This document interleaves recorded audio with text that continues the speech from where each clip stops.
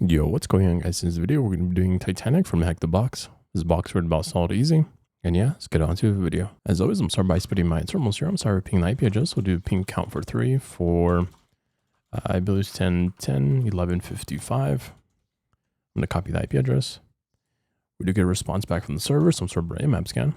So do MMISSC for default scripts. My SSV for numeration was kind of ports on the IP. Doing this, I can do my verbose. We get a total of 2 ports open, port 80 open for HTTP and port 22 open for SSH. So I'm servicing port 80. We do get a host name here for Titanic.htb. So I'm going to put this into my /etc host. We'll put the IP address for 10.10.11.55 for Titanic.htb. Refresh this. And now we do get the page. So here we do get a welcome to Titanic. I'm going to control review source code. And we don't get anything under the source code. I'm going to go under these tabs here for about, services, contact, and book now. Nothing under here. So I'm starting by doing some more numeration, running a GoBuster. So do GoBuster dir mode my student's IP address. We'll do -w for user share word list. Dir-bus a directory list with a medium.txt with extension HTML, txt, and also PHP. We do get a /download here for a status 400. We'll go under here. And we do have a ticket parameter, which is required. Go to raw data. Let's go into headers. Nothing under the headers. If we go to raw data, we do have a ticket parameter, which is required. I'm guessing it's just checking for a ticket parameter. We'll do this for ID. And we get a ticket not found. So I'm going to put this within curl. So we'll do curl -x for the get parameter. If we do ID, ticket not found, we'll see that this is in JSON, which did match the headers. I'm going to try for a LFI here. We'll do /d password. We can grep for bash. And now we do get a total of 2 users, a user as root and a user as developer. This is under /home for his directory, running /bin/bash. So we do have a total of 2 users on the box. I'm going to go back to start writing some more numeration. We really didn't have anything else for the main page. Seems about it. We do have Titanic. This is not an application that we can enumerate further. So just going off this, since we do have a user as a developer, right? I'm going to copy his username. We'll go into his home directory. So we're going to go under home developer for .sh to see if he has any private keys. Ticket not found, so we don't have his ID _SA. I'm also going to check for a .bash _ history. So if he has any commands under here that he did run, and nothing under there. If we do check his user.txt, which I'm not going to cut out, but we do have his, we can probably check for his user.txt under his, under developer. Nothing under here. I'm going to start by running start by checking for subdomains. So we're going to GoBuster. We'll do a vhost -w for user share word list. We'll check into seclist. We'll go into DNS or discovery DNS.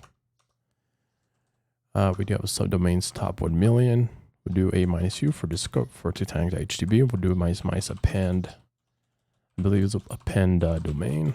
And we'll also grep out for a 200. And we do find a subdomain for dev.titanic.htb. Put this into my /etc host.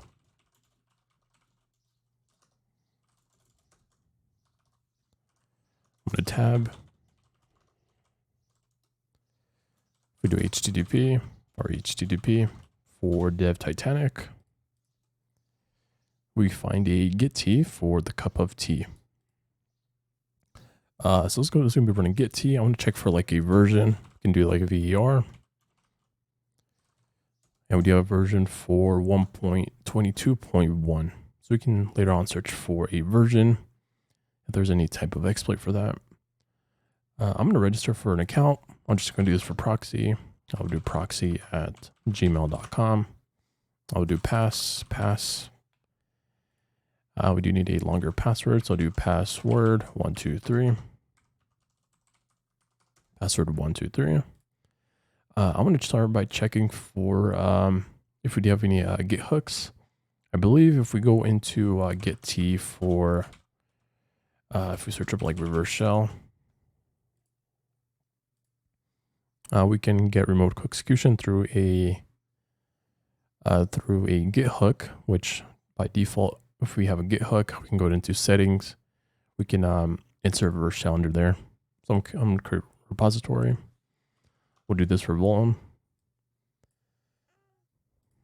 We create a repository. We can go to settings, and we don't have any Git hooks under here. When you have webhooks, we don't have any Git hooks under here, right? I want to start by going back into. I want to go back into the LFI. This LFI will help us check if we do have a. We're going to developer. Since we do know that this is running Git T, usually by default, we can check the database of where the credentials are stored onto the server. So by default, we do have this under Git T for data. I think it's Git T data, or for home developer Git T data, Git T, and then Git T.db.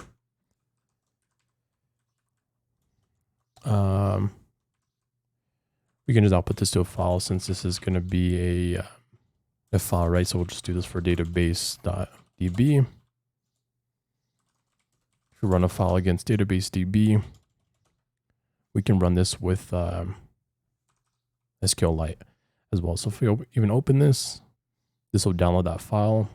If we click on it, this will open this as a database file. So yeah, there's under home developer Git T, data Git T.db.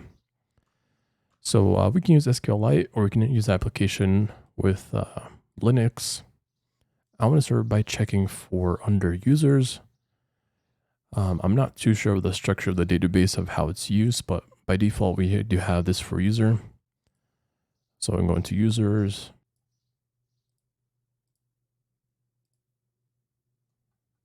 Let's just do this under here so we can view it.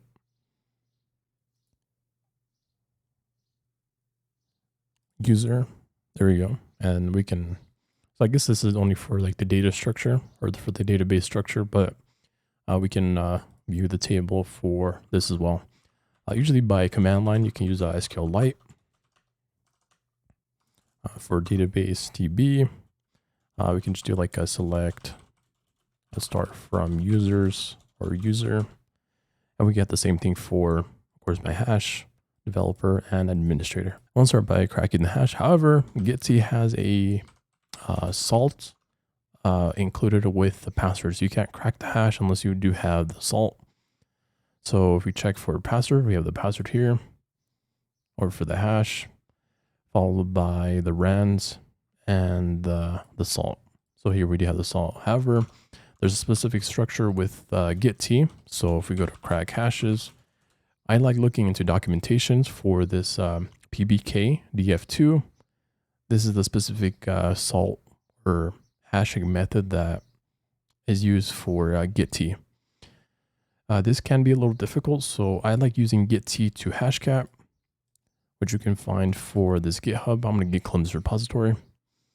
We can just actually get the raw data and get this Git T to hash. This will make this easier for us. So I'm just going to get this. Do chmod +x for Git T. We'll do Python 3 for Git T to hash. And simply we can just specify the hash or the salt followed by the hash. So in certain databases, you'll have the password followed or the hash followed by the salt. For Git T, you'll see that we have the salt followed by the hash. So the salt is first. You can look into more documentation for how this is used. But looking at the example, they did specify the salt followed by the hash. So I'm just going to pass it into Git T to hash. Let's go back into the database. We'll get the salt. This is going to be for developer. So I'll get this for developer. And we can do a pipe followed by the password for developer. Press it on that, and this will convert the hash mode into 10900, so we can crack with hash. I'm going to put this into a hashes.txt. I'm just going to right quit. Let's run that one more time. I believe we can use hashcat for -m for 10900 for the mode. I've used 10900 to crack this specific hash. We'll do hashes.txt for user share wordless rocku.txt. We can do a -show. Seemed like it was cracked. And we have the password for 2528 and for that password. So I'm gonna log in. We'll log out of my user. Go to sign in. Insert that password, and we've successfully cracked that hash. I'm gonna create a new repository. Do the same thing for Vuln. Check if we do have Git hooks under here. Go to settings. And we don't have any Git hooks under here. However, we do have port 22 open for SSH. So I'm going to SSH into developer at 10.10.11.55. Enter the password. We do ID. Now under developer. I'm going to start by running a sudo -l. Enter the password. And we don't have anything under. We can run as root. So I'm going to go into var. We'll do www. We'll go HTML. Nothing under here. We'll go into backups. Nothing under here. We'll go under /opt. We have app.py, static templates. Go back.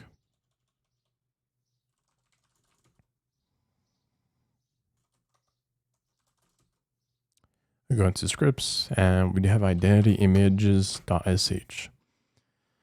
So I'm guessing this is going to be we have a CD into static asset images. They truncate it. They'd use find to find what is in this directory, specific directory for the file type for JPEG. They use args for magic identify, and that's going to go into metadata.log. So this looks like it's going to be a cron job. We can use PSPY64. However, the structure of this script indicates that it's going to be a cron job. So I'm going to cd into this images. Nothing under here. I'm going to go under /opt. We'll go into scripts. Since this is using a identify images or since within this identify images using a magic, I'm going to check a mice version for let's check the magic for mice version.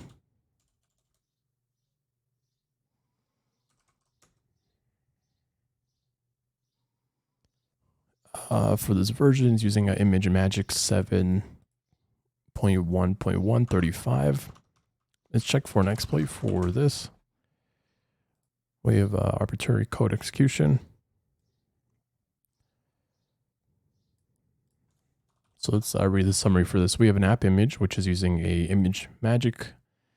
Uses an empty path for these specific paths. It's executing, which might lead to code execution for configuration files, shared on libraries for. So we'll start by checking for a POC. Here we have an available POC running the clear 22.04 for Ubuntu. We can use a delegates.xml. And we can also create a shared library for the current working directory, which is going to be a libxcb. So they're going to compile it, and it does run the system for ID. So I'm going to run this to see if this does execute under, if we go to identify, we'll cd into /opt, app static images.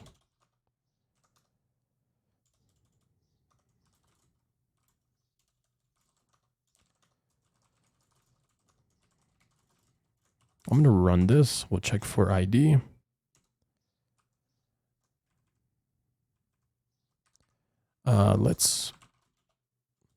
We'll do like a chmod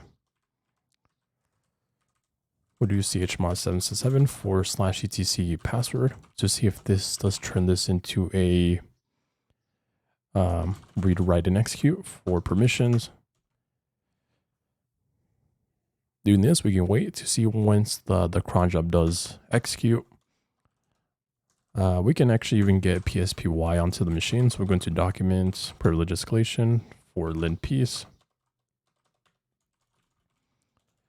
We'll do Python 3 -m for http.server on port 82.1. Most likely is going to execute. We'll do ifconfig 10.10.14.212.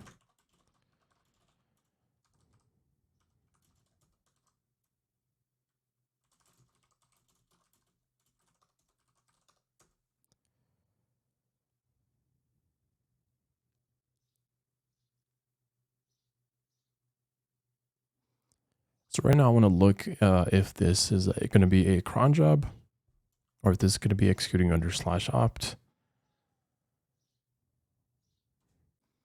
And it is using a, let's go back. We'll do it. It's my slave for /the password. And it is read, write, and execute now. Well, I just want to confirm that this does run under /opt. So it doesn't seem to be executing. We'll do an else myself for /the password. We find that this is going to be read, write, and execute now.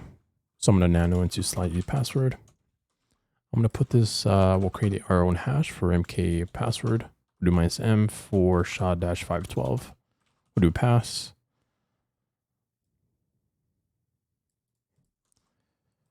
We'll go back. I'm going to put this with for root. So we can switch it to root, go into pass, do else mySLA, and cat our root.txt. Well guys, if you watched the video, don't forget to like and subscribe, and I'll catch you guys in the next one.